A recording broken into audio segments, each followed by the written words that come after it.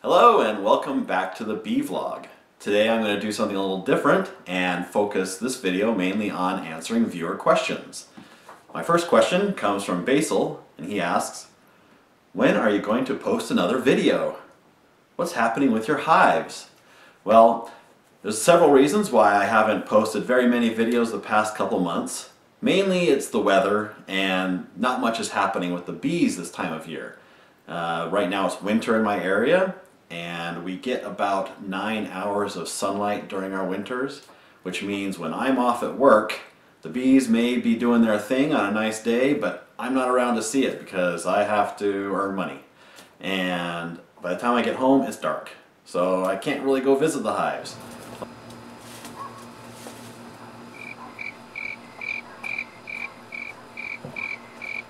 On the weekends, when I do get to go visit them, it's often rainy and it's just bad weather, so I can't really get my video camera out and start shooting things. Now, you may say there are things I can shoot indoors, and you're right, but I just haven't had the time to do that. So I apologize for not posting enough videos. I am trying to make more time to do that. Second question comes from a couple people.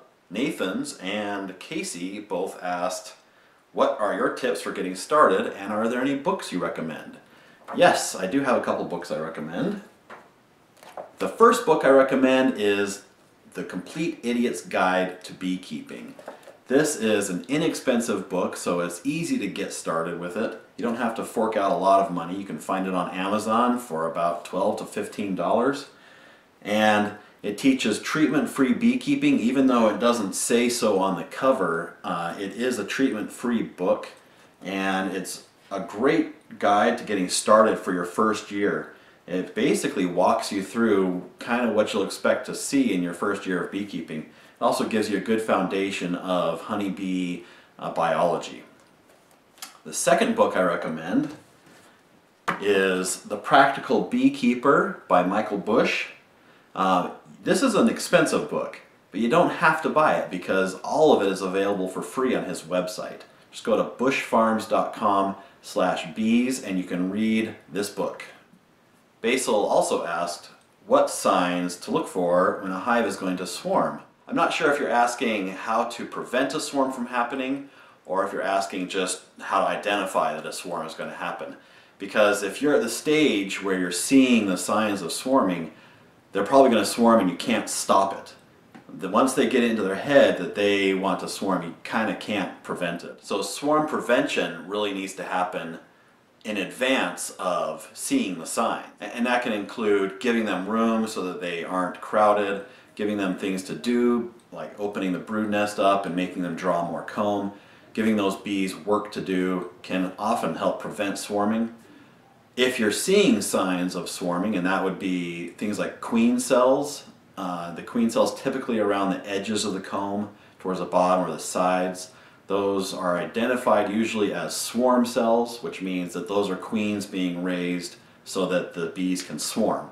And the reason they're around the edges is because that's where the bees build the queen cups, and then the queen will lay an egg in them, and then they will draw it out into a queen cell and begin to raise a queen. Queen cells that are found in the center or the face of the comb are usually supersedure cells, which means that a queen laid an egg in that cell and the bees have identified some kind of a problem with the queen and they want to raise a new one and replace her or supersede her. So they will draw that cell out from a horizontal position to a vertical position and raise a new queen. So if you're seeing cells around the edges, those are probably swarm cells, and some people teach that you should remove those to prevent them from swarming.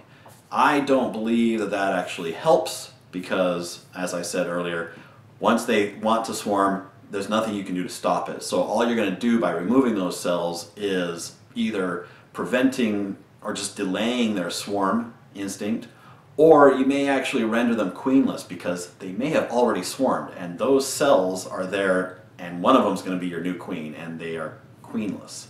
So I recommend leaving the queen cells alone and either letting them swarm or move them into another box and do some splits. Another option. He also asks, As a beginner, should I join a local bee club?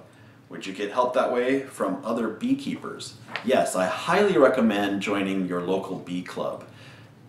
You can get a lot of information, specifically local information, from those meetings and from the help of your other local beekeepers. Beekeepers are a very helpful group of people, so getting plugged into that beekeeping group, becoming friends with more beekeepers is a great way to get more information for your area and to be able to get help when you need it. Sometimes when it's swarm season, you're trying to catch swarms, referrals from other beekeepers are really helpful. If you get a call to a swarm and you can't make it, just call up your friend and refer it to them, and everybody kind of shares swarms. So it's a really good way to get bees and also get information. He asks, is it important to buy local bees, or does that even matter when you start your first hive? So I think there's two questions here. Is it important to get local bees, and does it matter for your first hive? For the first question, yes, it is important to get local bees. You want to get bees that are genetically adapted to your area already, so you don't have to go through that process of adapting them. Is it important for your first hive? No, I don't think it is.